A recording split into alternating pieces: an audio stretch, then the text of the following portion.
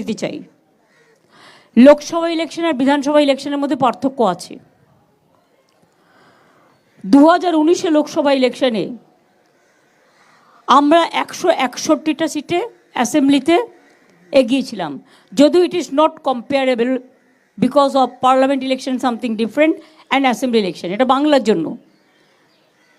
আর BJP এগিয়েছিল কিন্তু 121টা সিটে। এবারে অনেক জায়গায় মিথ্যে কথা বলছে বা খাওয়াচ্ছে এবং আপনারা সেটা গদগদ করে দেখাচ্ছেন, এখনও লজ্জা হয়নি। এবারে 2024 ইলেকশনে 192টা সিটে আমরা এগিয়ে আছি, যেটা আমরা ছিলাম 19-এ 161টা, 64টা না, আমার কাছে আছে 161টা, আমি রেকর্ড ছাড়া বলবো না। আর বিজেপি এগিয়ে আছে মাত্র 90টা, যেটা আগের বারে ছিল 121টা। কাজেই আশা করি সত্যি কথাটা বলবেন, সত্যটা মানুষের কাছে যাতে যায়। আজকের সভায় আমরা প্রথমে মা মাটি মানুষকে ধন্যবাদ জানিয়েছি, যারা আমাদের ভোট দিয়েছেন, যারা দেয়নি সবাইকে। কে কাকে ভোট দেবে না দেবে এটা তার নিজস্ব অধিকার, কিন্তু সবাই মিলে যেন শান্তিতে ঐক্যবদ্ধভাবে বাংলা যেভাবে আগে চলছিল সেভাবেই যেন চলে, সেই জন্যই মানুষকে ধন্যবাদ জানিয়ে রেজুলেশন নেওয়া হয়েছে। আমরা এই জয়টা ডেডিকেট করব প্রতিবারের মতো 21শে জুলাই, কারণ ওই দিনটা আমাদের শহীদ তর্পণের দিন, ওটা জনগণকে ধন্যবাদ জ্ঞাপনের দিন। এছাড়াও মনে রাখবেন, আমি আর একটা জিনিস মনে করি, মোদিবাবুর হারটা এটা কিন্তু আপনারা তো কেউ এক্সপেক্ট করেননি। ইভেন সাট্টা বাজার, শেয়ার বাজার, এতে বড় স্ক্যাম হয়ে গেছে।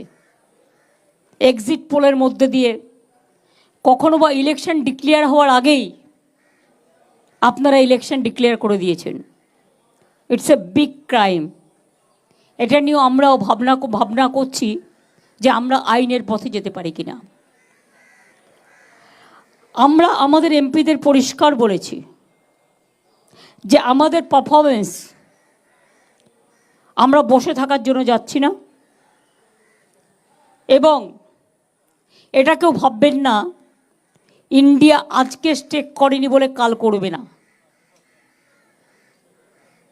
We are waiting and watching the situation.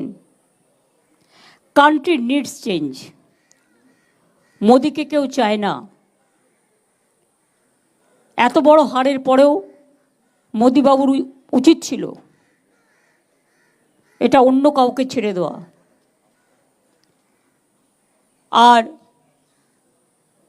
এটা নয় শুধু ভয় দেখিয়ে, চমকে ধমকে, 2/3 মেজরিটি দেখিয়ে সকল 147 জনকে তাড়িয়ে দিয়ে যে কোনো বিল পাস করে দেবে। আমরা মনে করি এনআরসি নিয়ে আলোচনা চাইবে আমাদের লোকেরা, এবং এনআরসি বাতিল করতে হবে।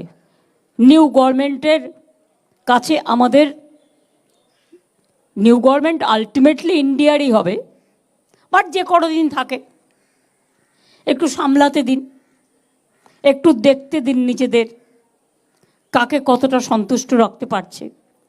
এনডিএ আর ইন্ডিয়ার মধ্যে তফাৎ কি জানেন? এনডিএতে যে টিমগুলো